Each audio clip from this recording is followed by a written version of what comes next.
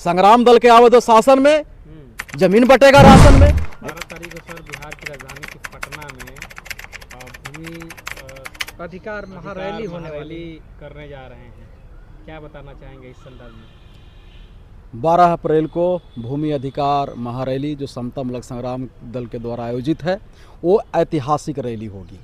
वो ऐतिहासिक रैली होगी, पूरे के पूरे आपको लोकतंत्र दिखाई पड़ेगा। और लोकतंत्र जब हम लोग पढ़ते हैं तो लोकतंत्र में अवगुण भी है और गुण भी है। तो समता मूलक संग्राम दल की जब रैली होगी तो लोकतंत्र के गुण दिखाई देगा, और बाकी पार्टियों की जब होती है रैली ना, तो उसमें लोकतंत्र का अवगुण दिखाई देगा। ऐतिहासिक रैली होगी। क्या चीज़ को लेकर के आप रैली कर रहे हैं उसमें? संवैधानिक अधिकार, आर्थिक समानता की हमारी लड़ाई है।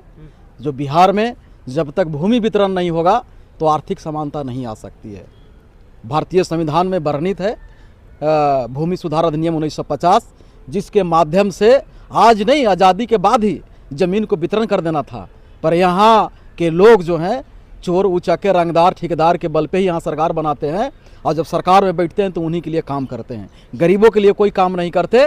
तो अब समता मूलक संग्राम दल लोकतंत्र में जिसकी जितनी संख्या भारी उसकी उतनी हिस्सेदारी, यहाँ गरीबों की संख्या भारी है तो गरीबों की सरकार होनी चाहिए और गरीबों के लिए नीति बनना चाहिए। उस पर हम लोग यहाँ काम कर रहे हैं। पहले भूमि वितरण, तो सरकार का एक योजना तो है कि जो भूमिहीन लोग हैं उनको 5-5 डिसमिल हम जमीन देंगे, कई जगह पर दिए भी हैं, तो जो एलिजिबल हो नहीं, इसको भी कहा जाता है चोरकट योजना। चोरकट योजना ये है। 5 डिसमिल पारित तो कर दिया इन्होंने, था कि जो अंग्रेजों का जमीन है, वो जमीन जो जमींदारों का जमीन है, अंग्रेज का चेलवा के, अंग्रेज के जो पैर धोने वाला था, वो पैर धो के जो जमींदार बना था, वो जमीन जो था आज़ादी के बाद बिहार सरकार उसकी मालिक बनी। वो जमीन को क्या करना है, तो वो जमीन को भूमिहीनों में बांटना है, ऐसा भारतीय संविधान में वर्णित है। पहले किसको? खास करके दलित आदिवासी को पहले देना है, उसके बाद अति पिछड़ा को देना है। इसी तरह से कर्मबाई बांटना था, किसी को मिला नहीं मिला, उसी में से कम बांटना था जमीन, तो उसी में से 5-5 डिसमिल का घोषणा किया गया सरकार का। मानो जहाँ 1.5 एकड़ 2-2 एकड़ बांटना है, ओकरा में से मात्र 5 डिसमिल सरकार लेके आई कि चलो भाई 5 डिसमिल दे देते हैं, चलो वो भी मान लेते हैं। ये मतलब चोरकट हो गया ये, वो भी किसी को नहीं मिला है। नीतीश कुमार अगर बोल दे चौक चौराहे पे आन के कि हमने इतना आदमी को जारी कर दिया है, डेटा जारी कर दें, जितना आदमी का नाम होगा कल है उनको जूता लेके पहुंच जाएगा वहाँ मंत्रालय के सामने कि हमको देवो नहीं किया, हमको नाम पढ़ा चला दिया है।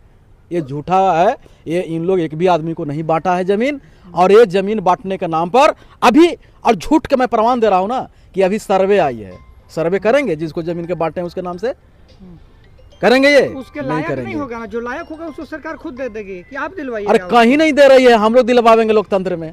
आप कैसे दिलवाइएगा? सरकार के गर्दन पकड़ के दिलवाएंगे, और नहीं तो सरकार को ही हम लोग बदल देंगे। क्या बात कर रहे हैं सर, सरकार के कैसे गर्दन पकड़िएगा? लोकतंत्र में जनता गर्दन पकड़ेगा, गर्दन पकड़ के मैल छोड़ा देगा।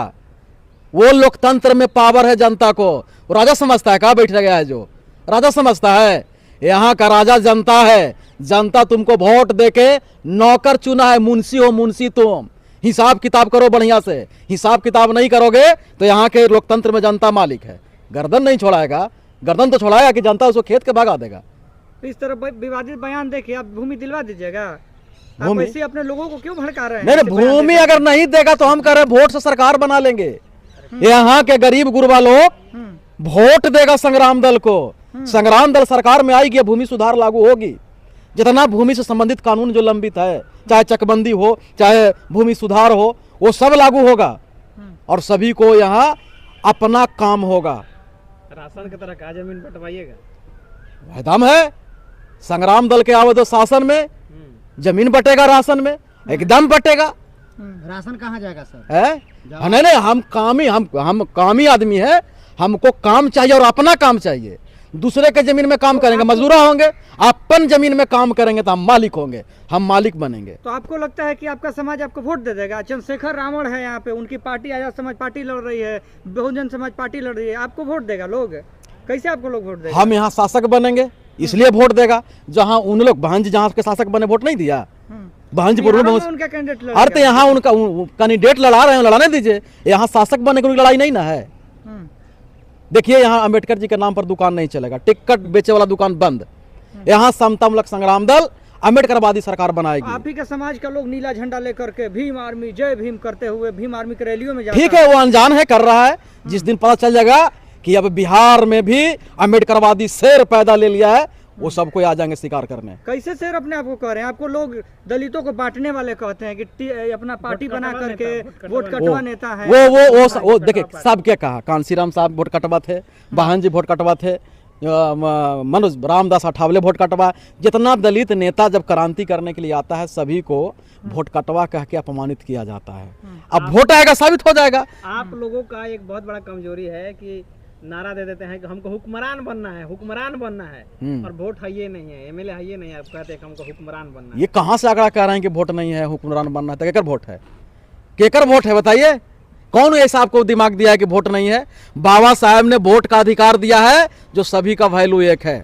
चाहे अंग्रेज का दलाल का जो यहाँ बसा हुआ है उसका वोट हो, चाहे भारतीय संविधान का मूल निवासी हो, जो भारत के मूल निवासी हो, सभी का वोट का वैल्यू एक है। तो वोट हमारा ज्यादा है, मूल निवासी का ज्यादा है, गरीब का ज्यादा है।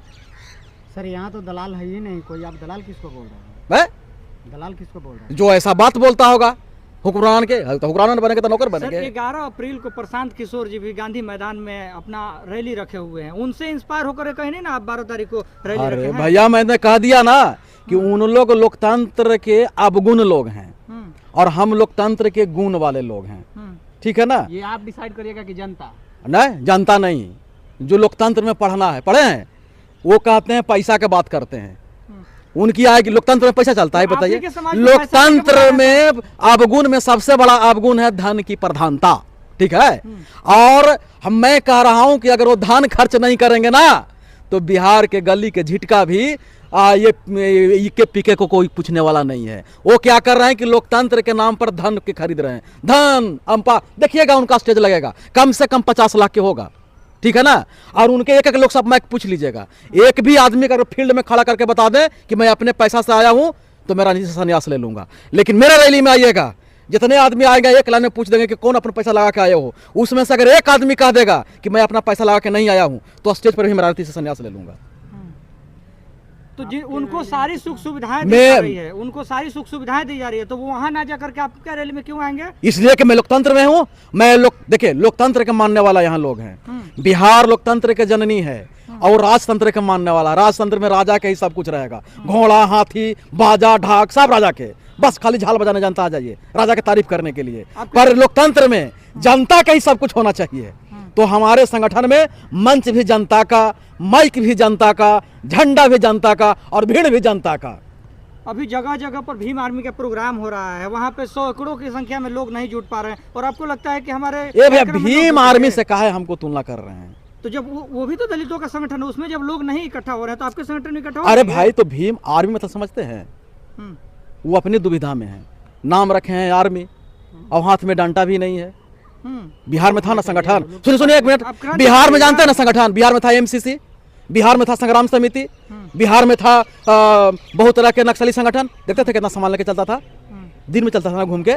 यहाँ के सरकार भी देखती रहती थी ना उसको, है कि नहीं? तो संविधान इजाजत नहीं देता है कि किसको खुलेआम हथियार लेकर? तो फिर काले आर्मी ना रखे हैं टाइटल, हटा लीजिए ना। इसी में दिग्भ्रमित है लोग ना, जुड़ रहा है आर्मी के नाम पर और वहां जा रहा है, पिटा के आ जा रहा है। तो आपका कहना है कि सारे गली के जितने लोग हैं वो बंदूक लेकर घूमे, कट्टा लेकर? नहीं, कलम लेकर घूरे। तो नाम होना चाहिए कलम वाला ना, नाम हुआ। जैसे मैंने हम संग्राम रखे हैं, संग्राम पेन का होगा, कलम का होगा, विचारों का संग्राम। संग्राम भी तो क्रांति को ही कहा। अरे आर्मी कलम से नहीं चलती है, आर्मी हथियार से चलता है। तो संग्राम भी तो तलवारों से होती है? नहीं, कौन कह दिया है? बाबा साहब ने संग्राम नहीं किया का? 1000 तलवार के बराबर एक कलम होती है, इतना बड़ा कलम तलवार होता है। चलिए सर, आखिरी में क्या संदेश देना चाहेंगे? क्या होने वाला 12 अप्रैल को? मैं आखिरी में संदेश से दूंगा कि बहुत से जो गांधी के चेले लोग हैं, जो गांधी के चेले लोग हैं, वो डराने की कोशिश कर रहे हैं कि भाजपा आएगा तो पूरे दलित समाप्त। ठीक है ना? तो मैं कह रहा हूं कि भाजपा से डरूंगा नहीं, बल्कि भाजपा से लड़ूंगा। ये जो दलाल करने वाले दालिल जो आरएसएस के दलाल लोग हैं, जो दलितों को डरा रहा है, वो अब दलित डरने वाला नहीं है, यहाँ के अति पिछड़ा डरने वाला नहीं है, यहाँ के गरीब मजदूर डरने वाला नहीं है। भाजपा से लड़ेंगे, क्योंकि हमको पता है कि भाजपा से लड़ने लायक यहाँ कोई नेता नहीं है, सब भाजपा के चंगुल में है। ये चे चाचू किए बस जेल में ठूस देगा, ठीक है ना। वो लड़ता हुआ दिखाई देगा पर लड़ेगा नहीं, जीत हो जाएगा किसको? भाजपा के। अगर भाजपा को हराना है तो संग्राम दल को ही आगे आना पड़ेगा और संग्राम दल को ही चुनना पड़ेगा। भाजपा को हराने के लिए हम लोग अभी ये रैली कर रहे हैं और भाजपा जिस सोच में है ना कि यहाँ के किसी को लीडर पैदा नहीं होने देंगे और कांग्रेस मुट्ठी में, कांग्रेस के चेले चपाटी मुट्ठी में आराम से यहाँ नीतीश कुमार के पगला घोषित करके सरकार बना लेंगे। संग्राम दल होने वाला नहीं है, नहीं देगा उसको। अब संग्राम दल से मुकाबला करना पड़ेगा।